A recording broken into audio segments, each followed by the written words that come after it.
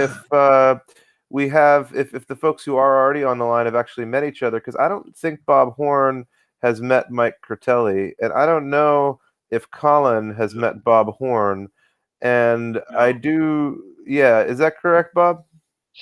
That's right, as far as I know, yes. Well, that's a really interesting thread to cross-reference, because I want to flag two obvious cross-reference points, and then we can let you speak for yourself with the non-obvious cross-reference points. But welcome to hashtag Systemic Change Contextuality. So one thread is that Bob Horn has made the most extraordinary maps about how we have alternative histories of the future, alternative histories that reflect effectively.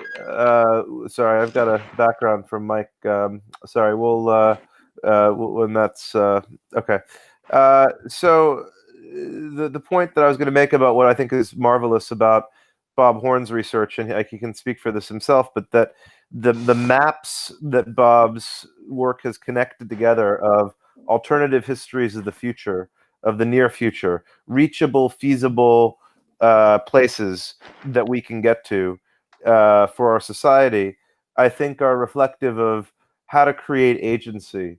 And I think if we can create agency in each of our systems change challenges at the level that he has done in those areas, I think that we would be well served. Now, one part of that is he's been doing that more recently on the refrigeration gap, climate change wise, which he can speak to. Another thread of intersectionality, Bob, is one. Michael Critelli has been looking at how do we prevent cataclysmic risk, and how do we prevent many types of catastrophic risks. I know that you've created maps about those, and I think that prevention of risk is something Mark and I are also sharing as a thread. I'd say that there's also this interesting thread, which is that Colin Campbell has built social graphs that are maps. I'd say maps of where social connectivity and cohesion and solidarity of purpose and principle are functioning. And so the sense of the social map of feasibility is, in a sense, it's extremely overlapping with the scientific map of possibility. And so, Bob Horn, we can maybe take a minute to introduce your work and research, but I also want to reflect. Welcome, Bob Spoer. Great to have you here with us. Likewise, I was just going to do a round of introductions, but I think that part of that would be well served. Maybe I can share a link, Bob Horn, to the maps that I was alluding to, and we can let folks learn more as well in background too. But did you want to share, Bob Horn, a brief introduction on yourself so folks can meet you? Well, if you happen to be looking at my at me, I can see you. Although it cuts off at your nose, Bob. It's so we oh, behind you. Then you haven't. Then you're doing all this talking rather than let me point to one of these maps. Can you see it? Can you all see it? Yes. We can see that you have maps. We can't, they can't zero in on them. Yeah, I know. I understand that it's far away. It's a 12-month look at what not quite the worst pandemic might look like. It was done 15 years ago. Oh. during the H5N1 avian flu scare. At that point, the R number was so big, it was half the people were dying basically. The R number was low, but the dying rate was huge, and epidemiologists were really scared. And we got together in a small group at the Global Business Network and put together an emergency meeting 2 weeks from the day we started with 40 of the best experts in the country. on all the different aspects, all the different multidisciplinary fields that were relevant. For example, we had the country's leading chicken veterinarian in the meeting, in addition to the leading virologist, because the virus, the avian flu virus, was moving through chickens to humans. We had the best medical rumorologist in the country, flew back from Nigeria, where she was working with all the rumors around polio. We needed all kinds of expertise besides epidemiologists and virologists. And they didn't know much about pandemics, any of them. One of my jobs, I had two jobs.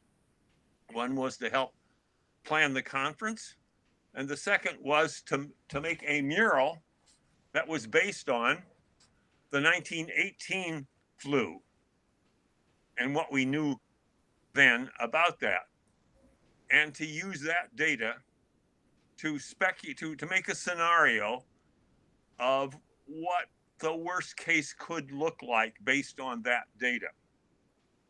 You can download the mural from my website. Get your pencils out, or get your memory out. It's pretty easy. Popcorn.us. And you'll have to scroll down somewhere. It's somewhere on there. I've forgotten exactly where. As well as do I have the right link for that, Bob? I think it doesn't load here with this, but we can adjust that. Or do you have a different? No. Okay, maybe Bob you can share the. Bob Horn. Sorry, I thought you said popcorn. I'm sorry. Yeah. That's what I thought at first. Everybody who is 2 feet tall or smaller call me popcorn, because it's the most familiar thing that they know, that has sounds like that. I appreciate. I'd love anyway, to. I use this. Oh, go ahead. This is used as a context for agency, as Bobby was saying. It helps people get together, orient, go back and look. You can see the big picture as well as detail, right down to quotes from Nature magazine, which was the journal Nature, which are all over that mural as well. So anyway, that's the kind of thing that I frequently do, although I do other things. Terrific. I'll say one other thing. Last 3 years, I've been working on a project for IARPA to improve intelligence analysis. And did you want to share the refrigeration summary for 30 seconds as well? I haven't worked on that for since COVID started. Oh, I didn't realize that was on pause. Okay, no worries. I apologize. But refrigeration is according to Drawdown, is the single most important thing we can do. It's refrigeration and air conditioning. Stop it from going into the air, drawing it out. And I've been working on with one of the groups that's working on part of it, the North American Refrigeration Council. They basically are helping grocery stores, 38,000 grocery stores in the United States, to transition the really bad equipment that they have now. It's good equipment, but it's bad for it's 1,000 to 4,000 times worse for emissions than CO2. Right. So I think that's important work. Thank you, Bob. And I'm just going to get a round of introductions for folks. Mike, would you like to introduce yourself? Yeah, I'm Mike Critelli, and although my corporate career was at Pitney Bowes, and we were working on a lot of upstream improvements in the postal system, my work in health goes back, started really in 1990, and at that time, I ran human resources, and we were pretty typical in one sense, which was that we were dealing at the time with paying for health care, thinking that that was the best way to produce good health outcomes. And we paid very generously. We had a completely free health plan. And we had to move away from that. And we moved, and I loved Bobby's word from a prior conversation. We moved by degrees upstream. So our first foray was in 1991 was secondary prevention, which was screenings, mammograms, colorectal screenings. We then moved upstream to immunizations and wellness programs for individuals. And then we moved upstream again, which was how do we create a healthy workplace and work environment physiologically. And then eventually we realized that we had to change the dynamics of the entire community, not just the ecosystem that we controlled inside the workplace. So long after I retired from Pitney Bowes, I joined as an adjunct faculty member of Harvard School of Public Health, and they received a grant from the Robert Wood Johnson Foundation to the goal of creating a culture of health inside a community, not just an individual employer or a household. And so today I'm focused on really 4 parameters in a network that I'm creating. One is moving upstream on preventing pandemics, containing them, and the treatment, or when I say treatment, making people have better immune systems. The second is to figure out what data needs to be brought to bear to make the first 3 things happen. The third is how do we stay clear of the political winds that distort people's understanding of what's happening. And finally, how do we build resilience, not just for pandemics, but for a number of other hazards, including natural disasters that might be caused by global warming, terrorist events, which we dealt with at Pitney Bowes with both 9/11 and anthrax, power outages, which we dealt with in 2003. And so how do you build a resilient organization and set of resilient processes for those kind of hazards?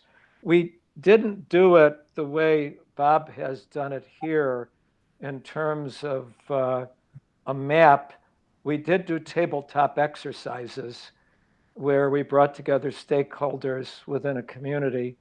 Regrettably, the organization that was the convener at the time in our headquarters area, which was Southwestern Connecticut, just shut its doors at the end of March of this year, the Business Council of Fairfield County. And one of my frustrations, frankly, is trying to find a convener that can fill in where the Business Council used to be. I am creating my own network, which we're going to be rolling out in a few weeks, that I hope will be a convener, but on a much broader scale. It's exciting to hear about. But thank you. I got to thank Bobby for recommending the book Upstream, because it really altered my way of thinking about this and gave it a framework within which I could work. I was sort of implicitly thinking that way, but that book and Bobby's talk about it really gave it the first time it gave it structure and validity. So thank you.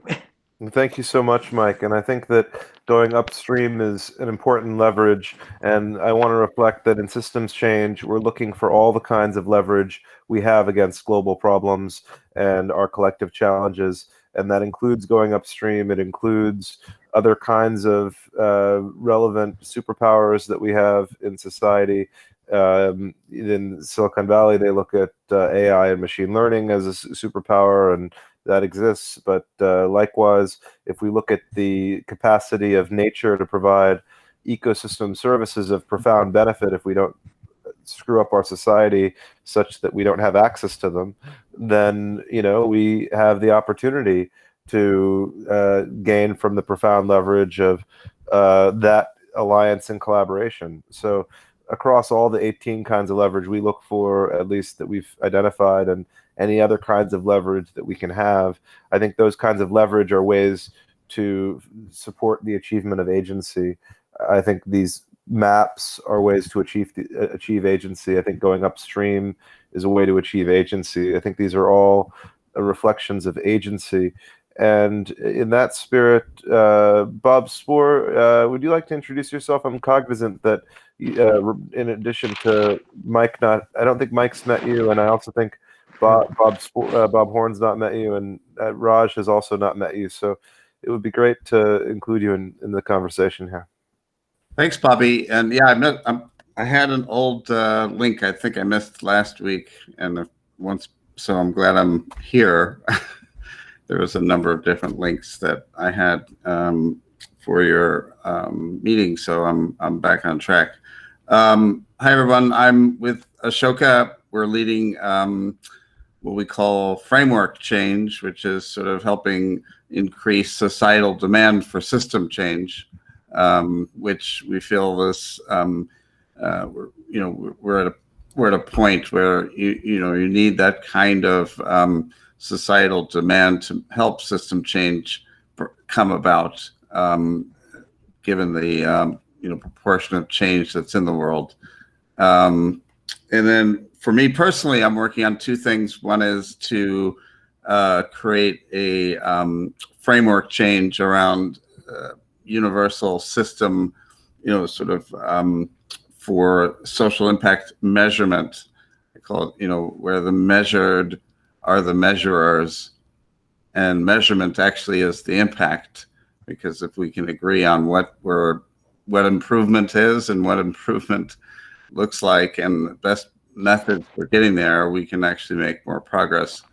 And then secondly is around talent, which is my background, is basically changing the system we have now, which is centered on a war for talent, where organizations select the people, what they think are the best people, versus a system which is ground up, where people actually where systems help people find the best opportunity and enable them to achieve the goals they want to achieve. So that's my work. I appreciate the idea of letting people achieve the goals they wish to achieve. There's a concept that we've been studying recently as a framework for this. Bob, have you heard of Ikigai? I've heard of it. I'm not an expert by any means. There's a interesting frame of Ikigai, and I'll share one link. But if you Google image search, you'll see 1,000 Venn diagrams under the spelling Ikigai, right. And they're each the idea that there's an overlap between what you are exceptional at, and what the world most needs of you, and what you love most doing, and what you gain the most reward for, whether it's learning or other kinds of reward. And that overlap is really interesting. Japanese concept, and we've had this interesting process recently of identifying that it's not just one concept that is a cultural bridge, but there's actually cultural technology in these different kinds of ways of expressing this. So Wu Wei is another principle that we've invoked historically to identify, the least possible interference to achieve the desired result. I've identified with that principle for years. We've had other reflective cultural tools. So one point is to say, maybe there's a series of cultural tools that already exist that could be woven into a set of principles. In other words, rather than identifying principles for systems change in the abstract without cultural reference, it looks like I've collected, I can share these two fascinating links, but there's these two links with a list of about 20 cultural tools that exist in 20 untranslatable cultural tools for utopianization. And each of them is a different cultural expression of something that has not found translation across society, but each is I would say Right. it's part of a way to express some of this. So I think it's really interesting. I want to invite Mark Moulton. I think you've not met Bob Spoer and Raj. So maybe Mark, you can introduce. I've got to take a 30-second bio break, which I apologize for, but then I'll be right back to this. Thanks, Bobby. I actually have heard Bob Spoer talk, and I appreciate hearing today Robert Horn talk, because I have been associated with some of the founders of that, the National Council on Refrigeration, and they're seeing opportunity for creating greater profits through sustainability for the retail grocery industry. And so it's the sustainability thing it's kind of counterintuitive. You add value and you make more at the same time. But my background is in affordable housing. I spent 10 years as an executive director of a county here in the Bay Area at Habitat for Humanity, and then went on to found a couple of other organizations that are still in existence. And I'm working on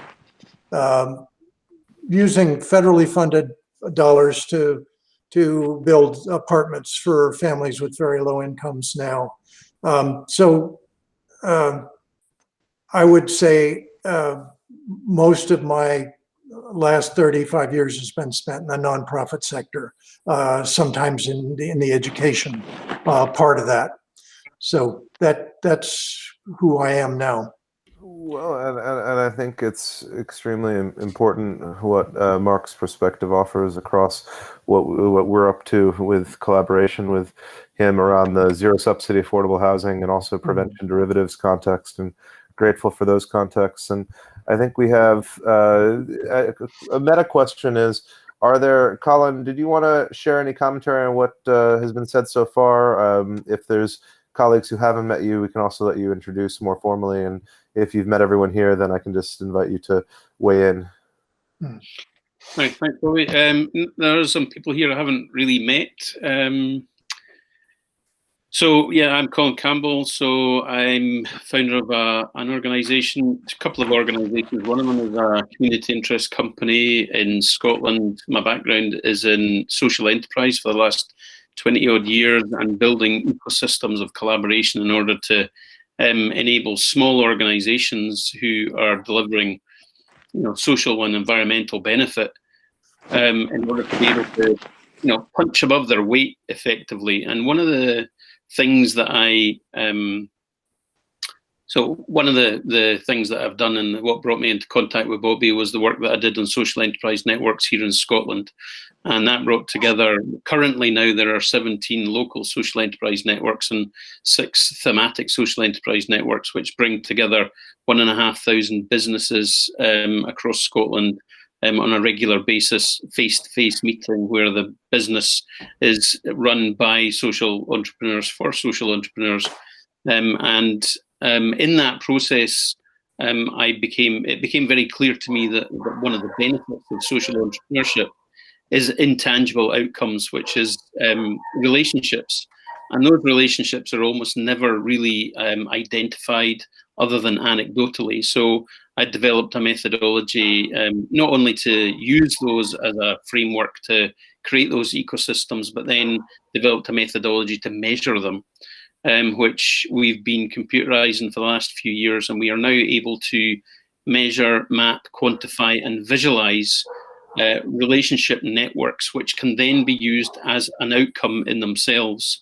So one of the things that I think that is quite important about that process is that in lots of social initiatives that I've been involved with, once the money is gone, very often the initiative kind of falls by the wayside, it loses momentum. Whereas if you can demonstrate that one of the outcomes is relationships and strong relationships of trust and shared understanding, then actually those are a resource which can continue long beyond the money. But without them being measured and quantified and visualized, it's very difficult to get people who are investing in those kind of initiatives to listen to what is happening, because it's difficult to get them to listen to the case studies and the storytelling, which is important, but they understand numbers. And it's also very difficult to attribute the impact of those social initiatives in terms of the outcomes, because people will tend to say, yeah, but it could be lots of other things that cause that, whereas relationships are directly attributable to that outcome. So I've been doing that now for probably about 10 years. And a couple of years ago, we launched a product which can be used for public, private, and third sector organizations to improve performance and productivity and well-being in any organization. And I think that, the kind of work that we're doing here in terms of system change, which leads you into systems thinking, and systems thinking has a very different perspective about how we live our lives. I think that understanding relationships and interconnectivity and collaboration are absolutely critical to almost everything that we do as human beings, and without understanding them, it's going to be difficult for us to shift. So I've really enjoyed being part of these conversations, because I think almost everybody that's on these calls understands that intrinsically, and I think are looking for metrics which help demonstrate the impact of the work that we're doing. So thanks for hosting. Thank you so much, Grant, and it's a privilege to co-host these on behalf of CrowdDoing, and maybe that's a good context to introduce Saskia for commentary.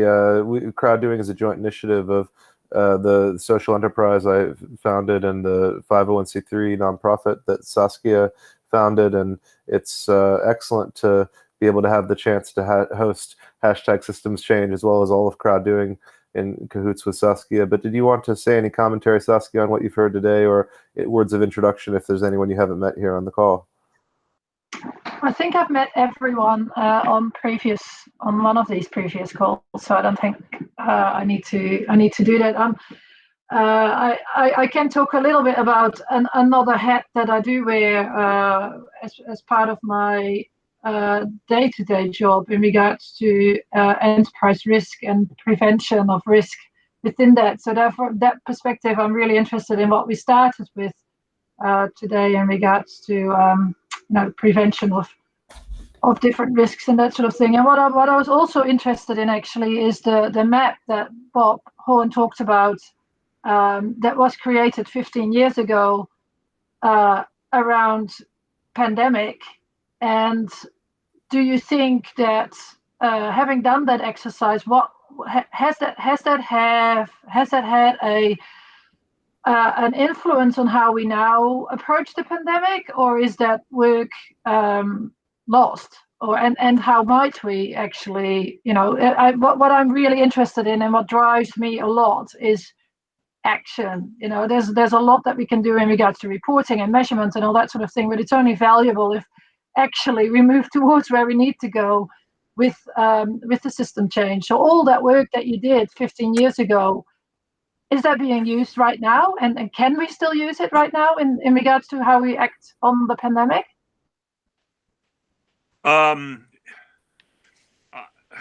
Some people find it useful now. I don't, when one does this sort of thing and puts it on the web, probably maybe 1 out of hundreds of people who may use it actually say something to me back about it. So I'm not necessarily the best person to do it. It certainly had an impact on the, when we put together this emergency conference. We were able to identify key gaps in what was needed in a potential pandemic at that point.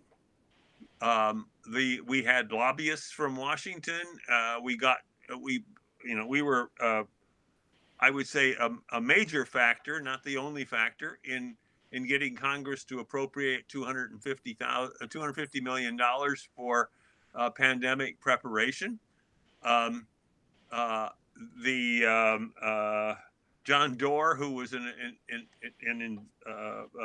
big investor in Silicon Valley, was at the meeting. He ordered a separate copy of the mural and used it to raise $500 million investment fund for pandemic companies. So there were effects, yes. And there are, insofar as we can learn from what happened in past pandemics, it's useful now. Although I have no idea what, how people are using it. I go and look at it every so often. We're about halfway through the 12 months there. Beyond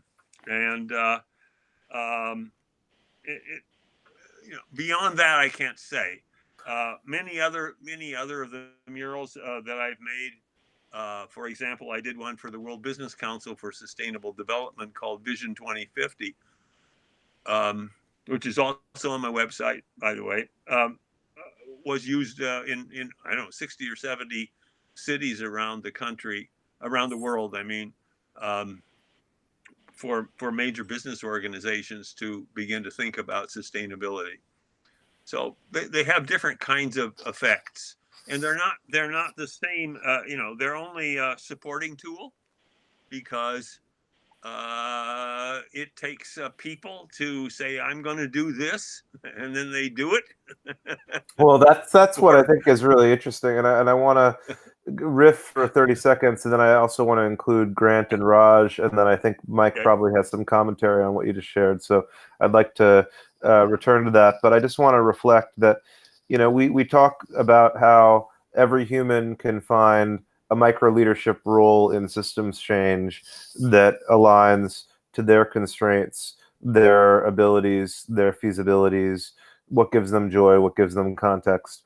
But right now, those roles exist sort of in a vacuum, except for the social graph of relationships, per what Colin alluded to. And there's a further context, which is maybe everyone needs to know, just like if they see in the map of the park where they are, you are here, they need to be able to see you are here in the map of systems change. Here's why you're taking this responsibility. Here's why you get 10,000 times more leverage helping the world in this way than that. And maybe everyone deserves to have a map. Maybe that's something that we should create for them, as a custom map for where you uniquely can change the world disproportionately based on the superpowers you have in alignment to all those who share your purpose and premise and mission and goals.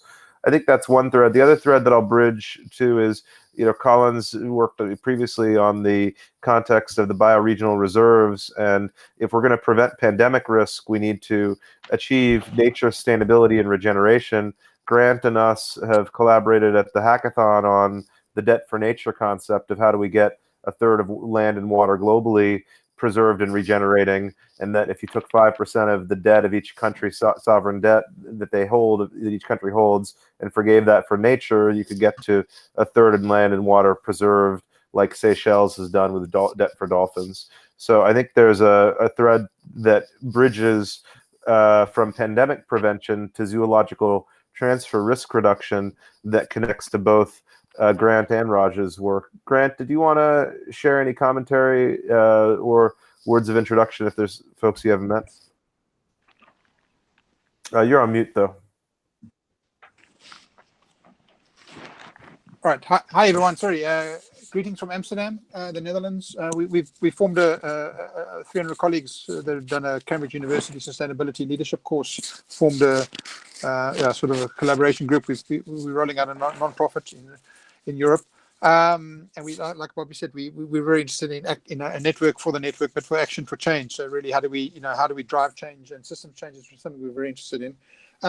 Two things I wanted to comment on. One, I think what I'd love to hear, Bobby, we can maybe do it another time, but would it be nice to actually talk, because a lot of you experienced guys there. I'd love to talk to you some of you about funding, because that's something we're struggling with a bit in Europe. I think Silicon Valley is a great place. I love the way that Robert was explaining that someone took his beautiful map mural and then using his contacts and his funding expertise put a venture cap funding raise 500 million. I find it amazing how people can do that, to use some other people's hard work, and hopefully you were compensated, Bob. And the other one, which I found quite interesting, which I'm sure we're all following, is, and obviously with Silicon Valley, is lately this boycott of Facebook, and how we've had Black Lives Matter, and we've had all these civil organizations sort of try and change things on diversity and poverty and racial things, and how the fact that only now, Facebook has had some really incredible bad press the last 2-3 years, but only now they're getting, I don't know, with a few thousand huge advertisers. And so I was quite interested to see what people think of the civil organizations that have got together, that have actually getting a whole group of really big corporate companies and to boycott Facebook in terms of advertising and consumers. And I just thought that was quite an interesting movement, how something that's just, this whole George Floyd's death, it's not governments, it's not policy, it's not everything, but it's actually just one person's death, and a group of civic organizations that got together, and they've actually really galvanized and moved the American and even the world. I mean, you saw in Europe football players having Black Lives Matter on the name of the back of their football shirts when the Premier Soccer League started a few weeks ago in England. So I just wondered how people thought that was interesting, and obviously maybe in future we can talk about the funding one. That's always a struggle, and how social enterprises get funding, and some of you have done very well out of that. Well, and I think that we're creating a course grant on how social enterprises can finance themselves, which is not on the NGO financing gap, but it does connect to that too. I also shared something vis-a-vis that we have the SOCAP Open is live, and you can see that. But Raj, did you want to share words of intro commentary on what you've heard? Because I want to include you, and then we had a thread that had just come up from the Mike Critelli thread from Bob that I want to return to as well. But go ahead, Raj. Hi, so I'm Raj, and I'm really a fan of Bobby. I love the way he talks and he articulates ideas. And I believe that systems change starts off first by understanding a system, and we understand a system through articulating the architecture of a system, and through that process we are better able to articulate gaps in the architecture, and therefore drive a change process. And in any case, changes are always happening already. So we are either in the drift of a changing process, or we are actively, paving the stones or re-architecturing towards a change. I'd just like to say to Robert Horn, I love your hat. I wish I had one like that. And I'd like to say to Grant that, Black Lives Matter did not kickstart with one black man dying. It was an ongoing process. It was built into the architecture, and it arrived to its tipping point. And this is something that can really help us to understand systems change, because there are a lot of things that are flowing through a system or through an architecture, and they only make an impact once it's reached its tipping point, or that, as it gains traction. So on that note, I'll give it back to you, Bobby. So I think there's multiple threads I want to reflect on, but I want to this bridge that one way to look at this is if we look at the prevention of risk as a goal, then Ashoka is one example. I know Collaboration for Talent's a network of dozens of social enterprise fellowships and organizations. I think you mentioned many thousands of social entrepreneurs collectively affiliated with all of that ecosystem. I think of those as the meta library of all of the tools we have to prevent risks and to achieve resilience and to achieve shared goals. And then there's the reflection of, in a given region, what are we doing to address this? And that becomes a question of, are we doing that given collective goals? Mike, did you want to share a reaction on what you heard from this example of the 15 years ago comprehensive anticipatory design of thinking about pandemics and maybe the lessons we learn for all of the other layers of prevention that we might community organize around and system change accordingly? Yeah, just to tell you something that I've learned just in the past week. In my work, I have been talking to people in the insurance and risk management industry, and quite interesting. I was listening and on a private equity call, and the subject of insurance came up because this has been disastrous for private sector insurance. I was directed to somebody at Marsh & McLennan, and they did work back over the last 15 years on trying to build an insurance product for pandemic prevention. And obviously there were a number of discussions about business interruption insurance and, property and casualty. The problem that they had trying to sell insurance products and price them, well, there were two problems. One is it was a high impact and at that time believed to be a low frequency event. You can't sell insurance very effectively for a 100-year event. Secondly, the cost of insuring it was astronomical because they were only looking at the cost of paying against damages. When I spoke with the gentleman from Marsh & McLennan, he said there's currently the beginnings of a dialogue between the private and public sector, not just about risk management, but risk reduction. And that's a very welcome sign. And that gets to prevention. And one of the things I didn't mention earlier was that where the light bulb went on for me back in 1990 was a book about the quality movement, because before 1990, the belief was you either have quality or you have low cost. And there was a book called Quality is Free. And very recently, and as recently as this afternoon, I talked with a veterinary pathologist who's been in the field for several decades, and a woman who is a leader of the One Health Commission.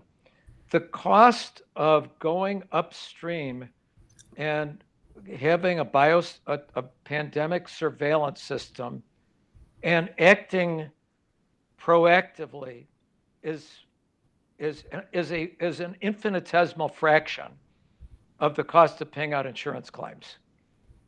And I don't think the government and other people that looked at Bob's map absorbed that particular point. There was the woman who isolated the West Nile virus in the Bronx Zoo discovered that there were jurisdictional and regulatory gaps where there's a lot of attention paid to human health and there's some attention paid to regulating livestock. But in terms of biosurveillance of wild animals and the 185 million companion dogs and cats we have in this country, we have no surveillance system whatsoever. But the cost of building a surveillance system is in the well below 100 million. Well, 100 million is exactly the number you heard this week on the news about exactly this subject. Yeah. Wimbledon received $100 million payout for their pandemic insurance because Yeah, they're one they of the bought few a very groups that have it. specific, yeah, they bought a specific, they actually didn't buy pandemic insurance. They bought business interruption insurance, which included pandemic as a coverage. Many of these business interruption insurance policies either exclude it or they have ambiguous language. So this is going to be an area with lots of litigation over the next several years. But the better tactic is to use very far upstream systems. I think the notion of your comment about the nature, what did you say, the bioregional reserves is a very, very good upstream strategy. Well, And and Michael, this is not just an abstract thing.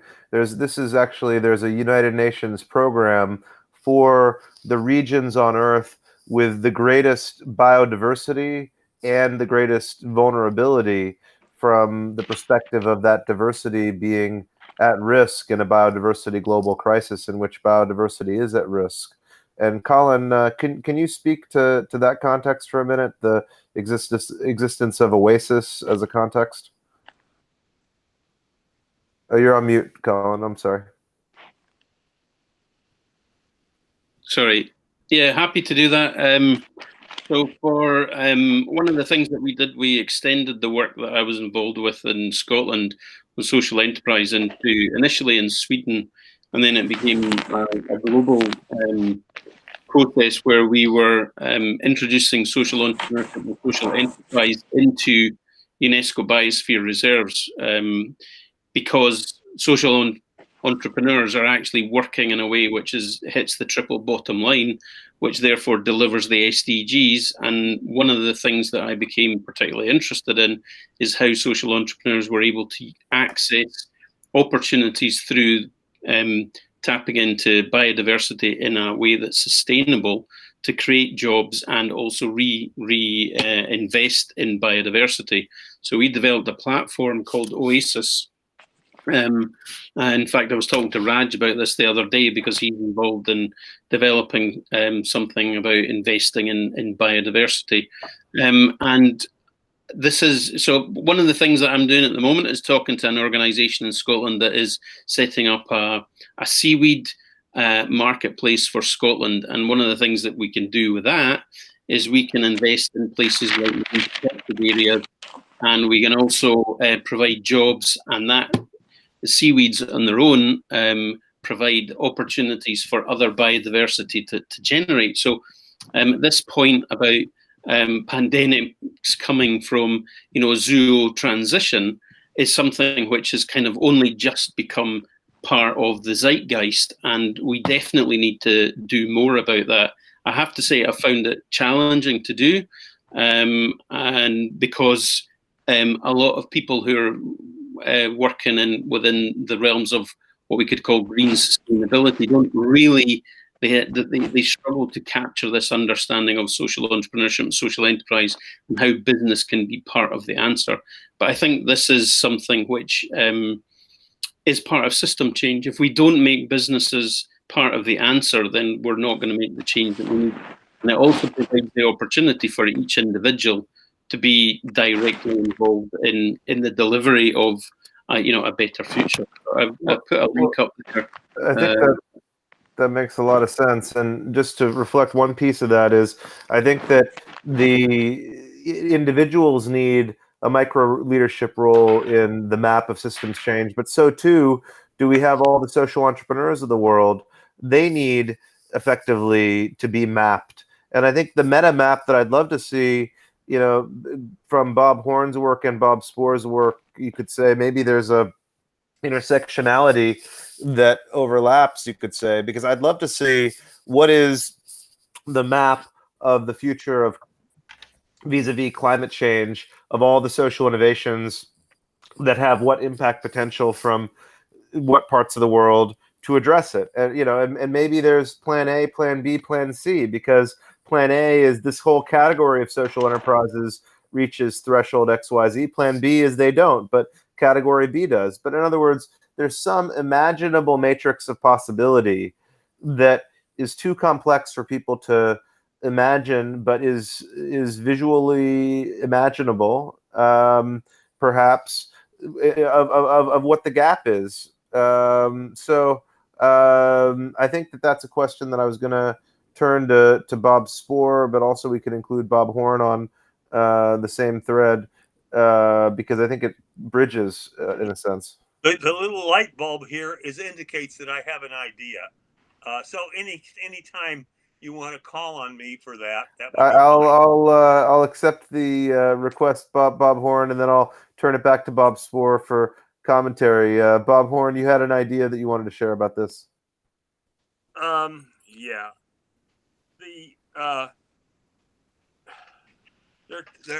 idea is one by Stuart Kaufman, who's a biologist, philosopher of science and consciousness, and the idea is called the adjacent possible. And the adjacent possible is different in each organization and each person. And while it's quite easy to make large murals like I do that give the overall aim and goals, and other organizations do that well. I mean, the one that I haven't done and I think is the one that we should be paying attention to is Drawdown. And the reason is that Drawdowns, unlike many other large projects attempted to address climate change and what we need to do, Drawdown has 100 tasks, each of which you can point to. If you can point to it, then people can see what they can do. I did that when I looked at what was the most important one, which was refrigeration management. It will, if we, and air conditioning, which if we do it, will make more difference than any other of the 100 by some amount. Now, I can't do it all, but I can do my adjacent possible.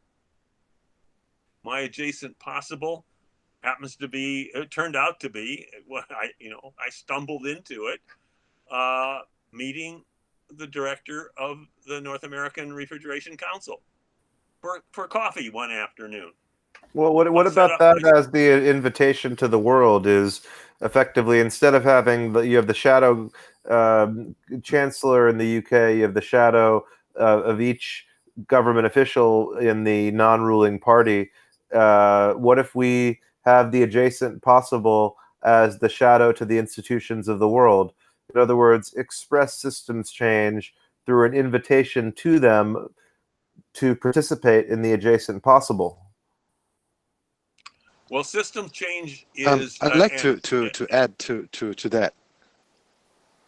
All right, go ahead. Go ahead. I think Robert Horn is really right about the adjacent possibles and looking at existing frameworks. And Project Drawdown is one existing framework which really lists out in their mapping system, in their worldview, the different initiatives that have to be acted upon to drive systems change. And another one, which is much more broader at state level and private sector level, is the Agenda 2030 17 goals and the 169 targets. So I think mapping with existing frameworks is definitely very helpful, again, because of the ability to articulate how your project fits into a framework that intends to deliver systems change or systems change. So looking at the SDGs and looking at Project Drawdown, looking at work that is ongoing in the biodiversity space is definitely really helpful to drive system change. Because before the SDGs, it was so difficult to get all the companies' CSR programs to have them to talk to each other.